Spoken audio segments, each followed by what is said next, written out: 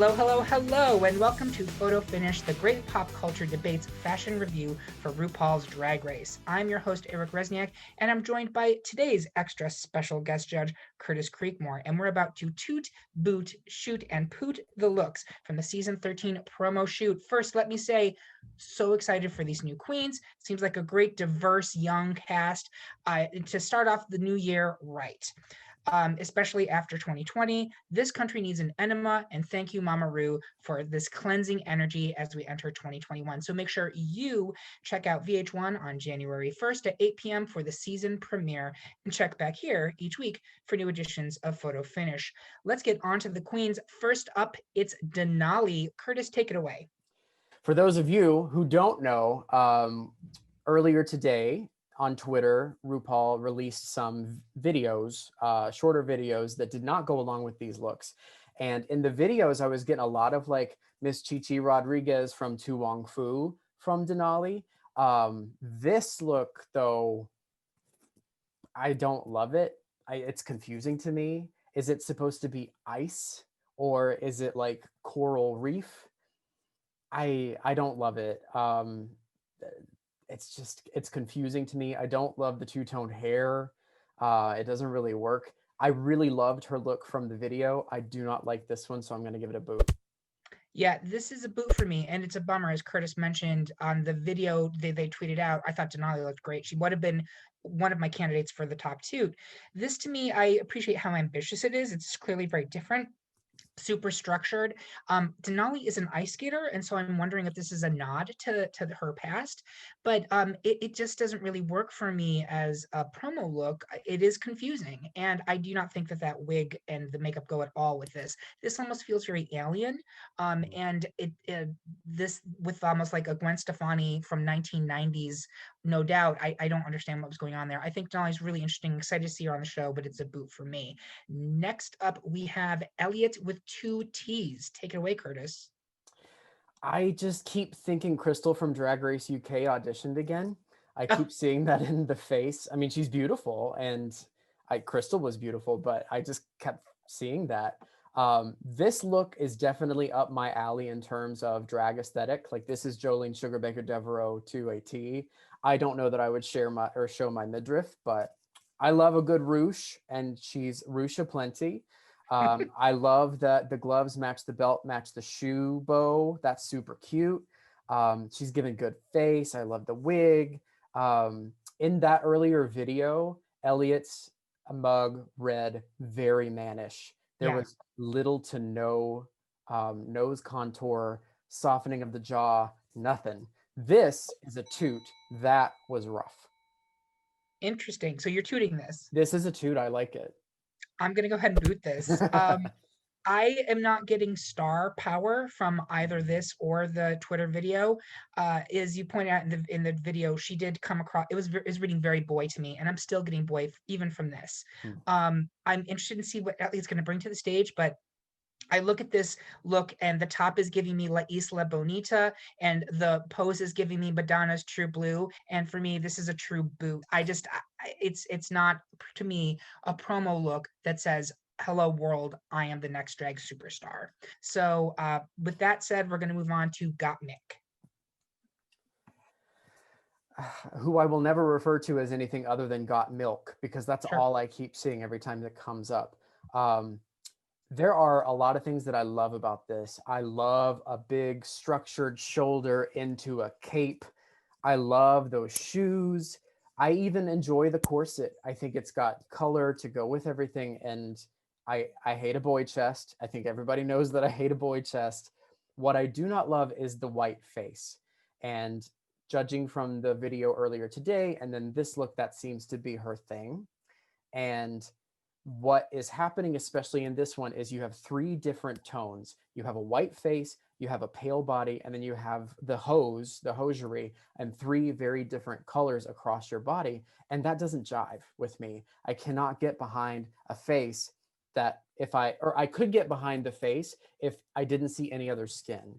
But in this case, it's rough. The technique and the artistry and the makeup is beautiful, flawless even. Like, it's amazing to look at. I love everything else in the photo, but I can't get behind having that kind of gradation. Um, I'm going to go ahead and give it a 2 because I do love everything else. This is a total toot for me. I understand completely what you're saying. The face is part of Gottmik's kind of standard. That's what Gottmik does. And I will admit, even though I think that headpiece is incredible, it's like totally gorgeous. I think it's a snake head and like crystal. I'm not sure it quite goes with this in terms of the color, but I love everything else. Anyone who watched our Looney Bin Canada's Drag Race photo reviews knows that we all kind of got very exhausted by corset boy chest pasties. With Gottmik, there's a story here, and I'm not going to get into it because that's part of the journey of the season.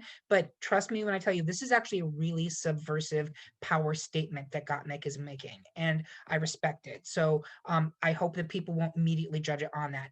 Even if you do, the rest of this is stunning. Mhm.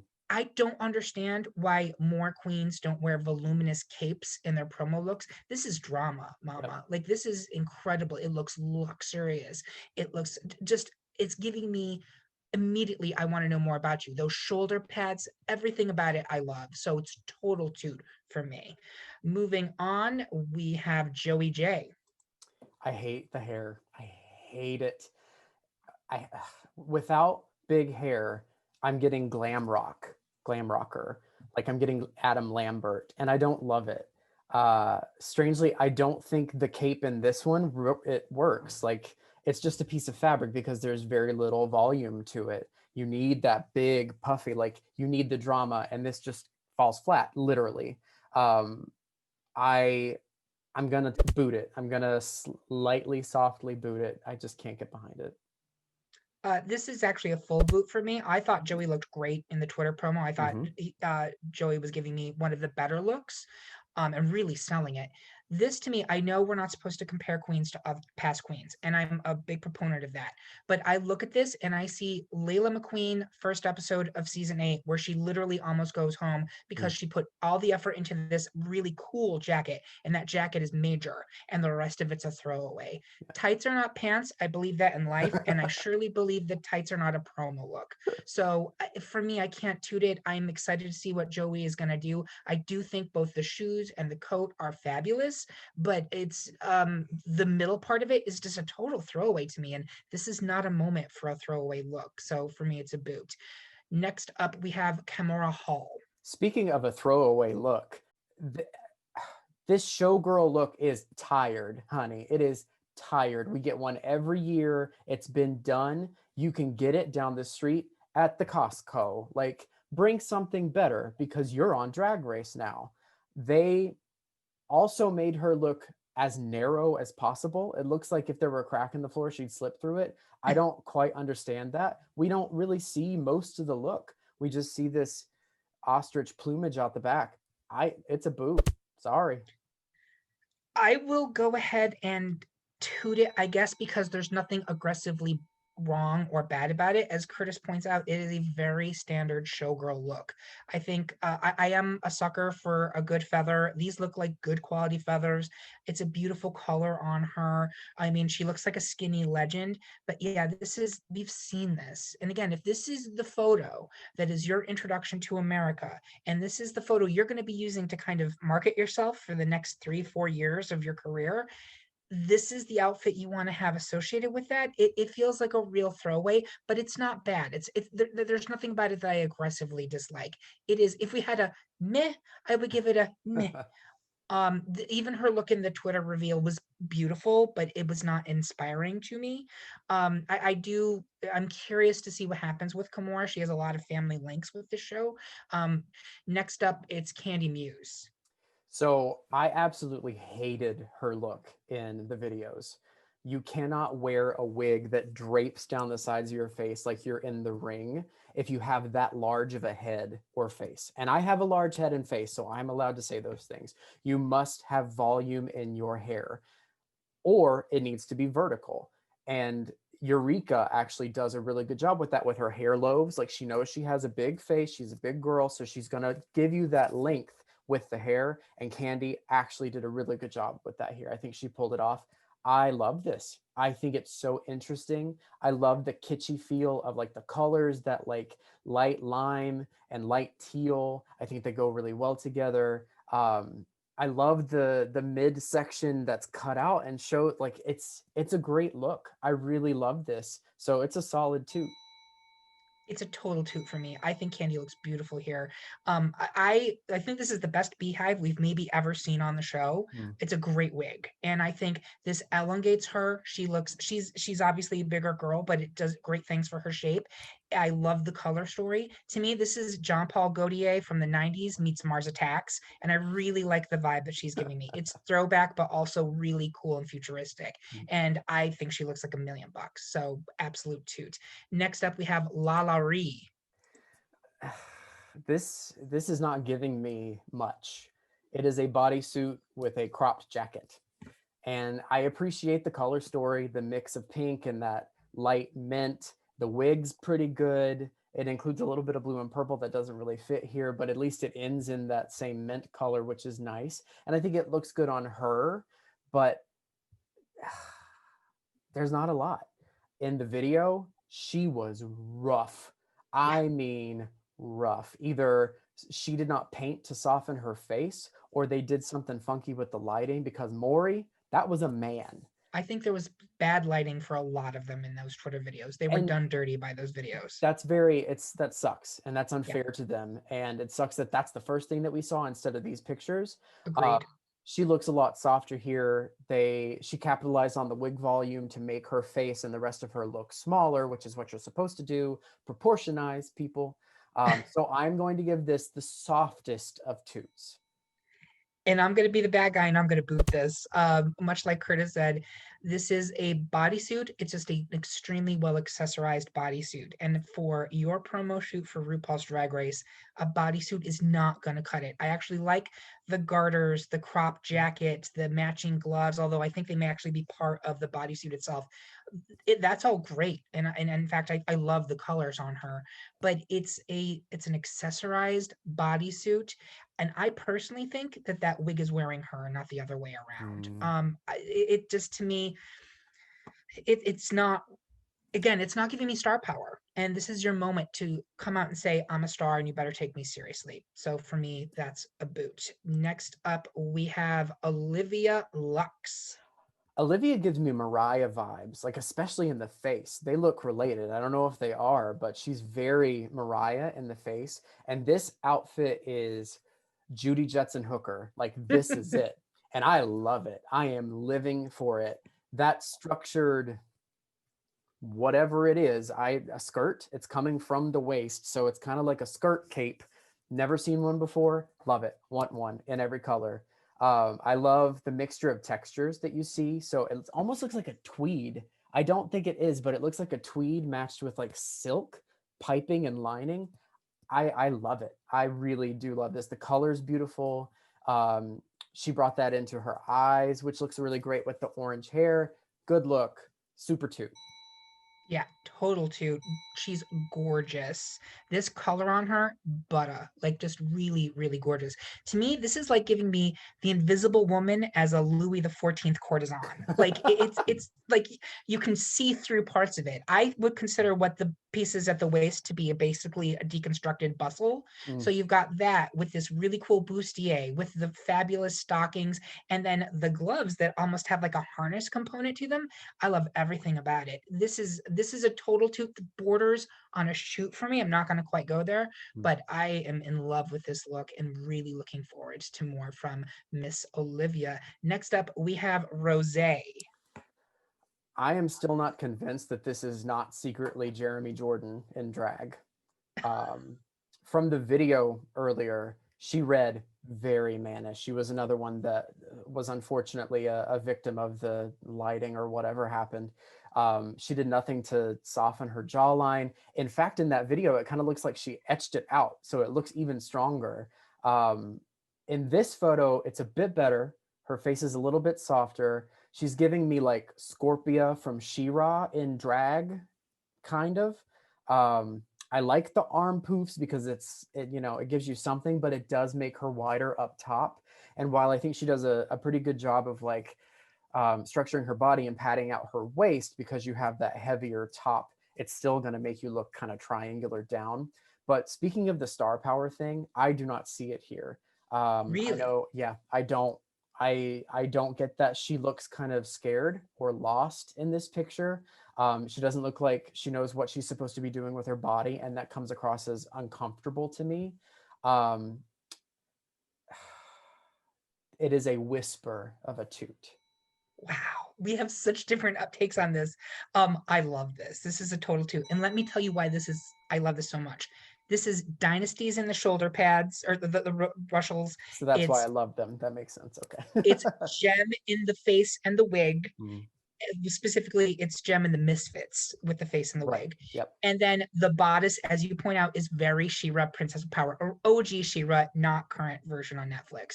And that means it is my 80s fantasy in a shimmery rose gold top, skirt over pants. I love everything about this. It totally rocks my world. I 100% disagree. It doesn't give me star power. This, to me, that look is very much the 1980s model. I'm the person who was in Weird Science, Kelly LeBrock. Mhm. She's giving me Kelly LeBrock all day long in the face, and I love it.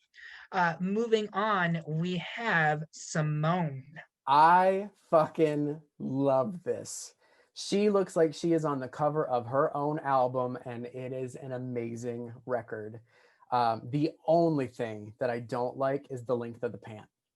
Mm, They're pooling just a little bit too much at the bottom for me. If they were just a little bit higher, you don't have to see anything. Like I think if they just raised it a little bit more or pulled it up more, they wanted to see the panty. I see, I get what they were going for. Um, I love the concept. I love the colors. I love that hair. It is excellent. Not a shoot, but a full loud toot. total toot, in love with this. I'm going to start with the actual clothes themselves, which are not like mind bending. I'm getting very throwback to the early 2000s here, based the pant, the length, the tube top, the whole thing. I mean, it's obviously modernized with the collar built into it, but it is immaculately accessorized. All those bangles, the belt, the side belt, all of that spectacular, including the showing off of the panty. But let's just talk about that face, and that hair is incredible. It is major. It is like we keep saying you want to make a star power statement with your Meet the Queen look. Ladies and gentlemen, I give you Simone. Yep. This is exactly what I want. This is an arrival. So 100% too. I love this. Yep. Next up, we have Tamisha Iman. Oh, Tamisha. This look, it's feh. We should make a feh. Like it's a good titty bib, good color matching. That's some excellent pageant hair. There's nothing amazing about it. So I guess a light boot. And I will give it the breath of a toot, because again, there's nothing actively objectionable here. I'm getting the cotton candy fantasy. I get what she's going for. All, from head to toe, it kind of goes down into the ombre effect. I think it is lovely, although unexciting. It's 100% pageant. That's not a bad thing. But again, there's nothing objectionable here. The one thing that I will say is objectionable is this pose is Yeah. so unflattering on Where's her. her neck? Tyra Banks taught us this. You must elongate your necks. That is what separates supermodels from movie stars, Tamisha. Don't you want to be the supermodel of the world? Next up, we have Tina Burner. I think I hate this. I love the shape of it. I love a mermaid. That's super interesting. And I love her shape in it. I love that she padded out the hips really well. But I fucking hate that Ronald McDonald hair. That doesn't belong here. Uh, red and yellow do not go with champagne, is what I'm going to call that. Those X's that are made out of string and grommet, seemingly like they poked holes in it, that doesn't fit with the rest of it. This is it is hideous. It is a really ugly gown. I'm getting a lot of Mimi I'm first, I think, and I am not interested. Thank you. This is it's the first look, Curtis. It's not a poot, but it is Okay. damn near close. I'm gonna give it a boot, a hard ass boot. The hard boot for Tina. I was on the fence with this one because, like Curtis, I love the shape and I love what it does with her body. I think it really is such a great use of her curves. And the bottom half of this dress, I actually really, really enjoy. The big, almost cross stitch details. I believe if you look back at the season 10 promo, that was something that was used several times in those garments. I don't care for it. I didn't care for it then. I find it even worse here. I understand that the top of this gown needed some more embellishing it, but this was not it, mama. And I just don't know. There is a star quality about this. This is someone who I want to know more about, but it's not the home run that I think Tina was hoping it would be. I'm gonna toot this. Don't hate me, Curtis. Oh my God. I know, it's fine.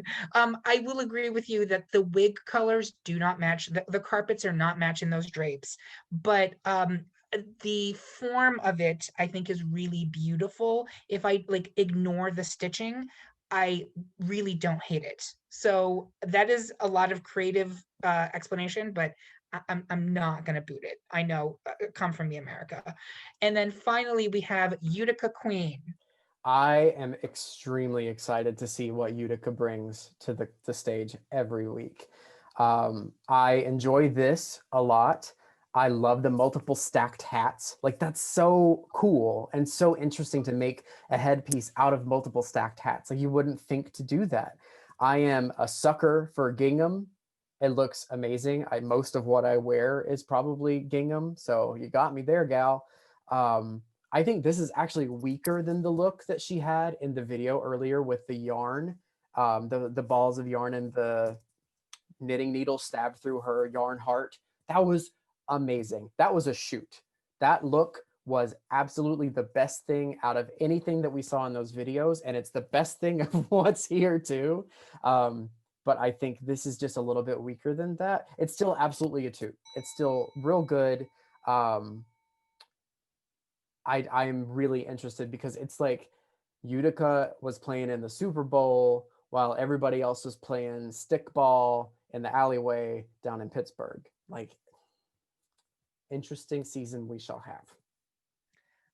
This is borderline a shoot for me. Hmm. I think this is stunning. I actually think I hear what you're saying about the one in the Twitter promo, but there to me there's a real refinement here. You have, I mean, the hats on hats on hats on hats. Again, why has nobody done this in a promo look before? I don't know. It's genius. But the color blocking with the gingham, again, I've not seen that before. It may be kind of Westwood inspired, but you've also got shears matched in there. Like this is a real eye for fashion, Hmm. like capital F fashion. And I'm very excited about Utica this season. She's among the ones that I'm the most excited to see. So this is almost a shoot, not quite, but really great first, a great promo look. She can use this till the cows come home, and she's going to look great and timeless the whole time. So with that, Curtis, what is your top two of the week? Out of these looks, I'm going to go with Simone. I think she brought it. I think it looked amazing. I want to buy her album, so give it to me. If we're going off the video looks, it was definitely Utica because that was just one of the best looks I've seen in years. And I'm going to go ahead and just flat out give it to Utica. I thought she was great in both the promo looks and the video. I thought Denali also had a really great look in the video entries, but really lost me with her promo look. So for me, easily Utica. So thank you for that. And thank you for checking out Photo Finish. Please make sure to like and subscribe to this channel for more pop culture content. And definitely make sure to find the Great Pop Culture Debate on Instagram, Twitter, and Facebook, or head to greatpopculturedebate.com to check out our past episodes, vote on the polls for upcoming debates, and even decide which topics we cover next. Thanks for watching, and we'll see you in the new year. Happy holidays.